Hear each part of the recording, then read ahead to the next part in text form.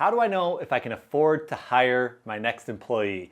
You are in the right place. Today we're going to look at how to prepare your business financially for this next hire and how to feel really confident going into it.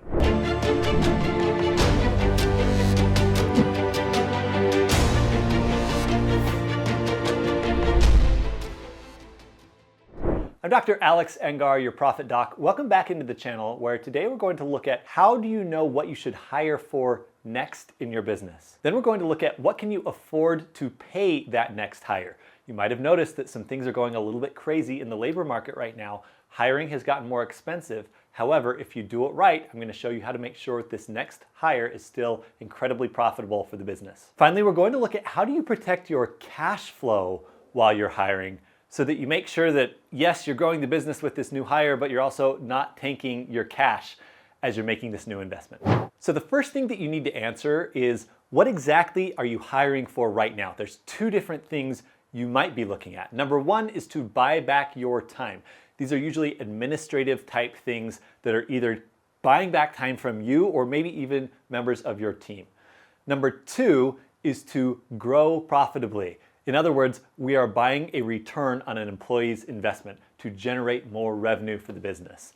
One of those two things are probably what your next hire is going to do. So now we need to decide which one is happening next and does it make sense for the business from a financial standpoint. I want to really encourage you to look at what problem am I actually solving with this hire? Am I trying to buy back my time and I know that I can go spend my time more profitably elsewhere? Do I feel like I have a delivery problem and I'm solving that? Is it a marketing problem that I'm hiring for? Is it a sales problem? Is it an administrative or financial problem? First of all, know the problem that you're solving and ask yourself, is this the next right problem to solve in my business? Or do I just feel like I need to hire and grow and I'm not sure what to do, so I'm making this hire? The more specific you can get and the more clearly you can identify what problem you're solving, the more likely you are to have this be a successful, profitable hire in your business.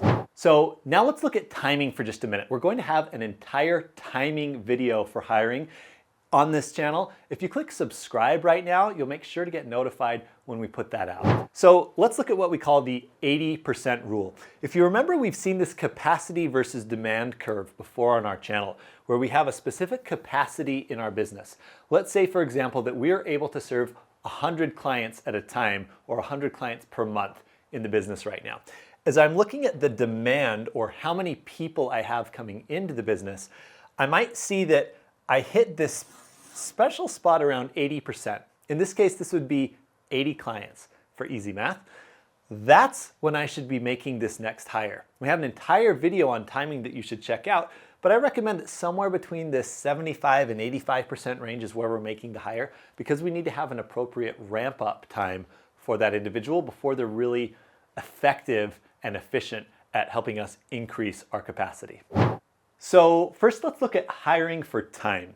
When you feel like you are time strapped, or maybe some member of your team is time strapped, and you're trying to hire someone to be able to buy back your own time, then we want to look at what is the return on that investment. It might be hard to calculate. You might be hiring an administrative position that's taking things off of your plate that might not directly generate revenue. So here's how I want you to think about this. Number one, we need to get really clear on the value of each hour of your time. So here's the easy way to think about it. I'm going to look at profit in my business each month. So what is my average profit? Divided by how many hours I work in the business per month. So calculate that right now. And that's going to give me a $1 per hour value of my time in the business. How much profit can I make? And I want to aim for a 3 to 4x ROI on any hire that I have. So let's say I calculate this out and I see that my time is worth $50 an hour. All right, so I know that I have this profit per hour, and let's say that it is $50 per hour in the business. For every hour I work, $50 of profit comes in. If I want to have a 3 to 4x ROI on that time, then let's just divide 50 by 4. And that is going to give me exactly how much I should be able to afford to pay another employee to buy back my time. So that would give me $12 an hour that I have to go buy back my time if I want a 4x ROI. If I want 3x ROI, maybe I can afford to spend a little bit more, But the point here is if I know how much my time is worth, then I can say, great, I want a 3 to 4x ROI, and I'll go hire someone at that rate. Here's what you should hire off next. It's the things that you don't enjoy doing, that aren't the best use of your time, and that are relatively low value tasks compared to the other things that you could be doing, okay?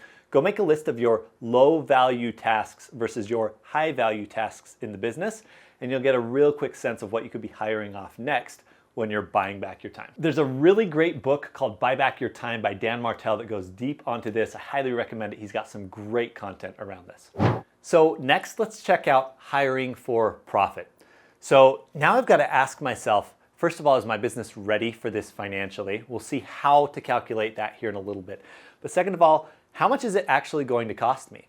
Because a lot of business owners underestimate the cost of an employee, and I also underestimate the ROI. So let's look at the 3 questions that I need to ask myself for cost. The first one is wages. If I'm going to pay someone a specific dollar per hour or a flat rate per month, what is that going to be? And I prefer to calculate it per month. The second piece is payroll taxes. Now, if you're hiring 1099 employees, this might not matter, which by the way, you need to talk with either your CPA or maybe legal counsel to figure out if you can hire 1099s or if you need to hire W-2 employees. If you're hiring a W-2, then you need to plan on paying payroll taxes on top of that. You need to plan on adding at least 7.65% of their wages in here as taxes for the payroll taxes, and I usually will bump that up a little bit more, somewhere around 10% additional for taxes. And then there are just a bunch of other costs that end up stacking up per hire that you make. So some of them might be insurance cost. Maybe it's workman's comp. Maybe it is a specific software that you need to buy for that employee in order for them to, have a login every single month. Start listing by month each other expense that you have. And if it's an annual expense like insurance, divide it by 12 and throw it on here for a monthly cost. The other thing is sometimes we have upfront expenses like maybe you're relocating someone and we need to pay them a certain amount to move from their state into yours. Maybe you have a sign-on bonus that you're going to be paying them. Maybe you have a computer or a vehicle that you need to pay for. Put all of those in here and then we're going to get a total cost for this employee so that we can measure what our true ROI needs to be. All right, next we get to ask ourselves, what will they generate for the business? How much extra revenue will they bring in? Now, this gets to be a little bit messy if you have a product that, say, for example, is a 50% profit margin. Then we have to factor in that they're only going to bring in half of what they make for you as profit, right? That 50%. And so ultimately we want to take this number and multiply their expenses by 3 to 4x so that we can see, will they generate that much in new revenue or new profit for me as a business owner? If they are significantly under 3x ROI for you, then you might want to reconsider your pay structure for them, or if they're really worth hiring. But you might be saying, Alex, they're not going to be up to a full-time caseload yet, or they're not going to ramp up to being able to have 40 hours a week worth of work. How do I calculate it there? Well, the wages get taken care of because we're not paying them for as many hours. The taxes, same thing. These other expenses, though, might stack up. So in the early phase, they might not be as profitable.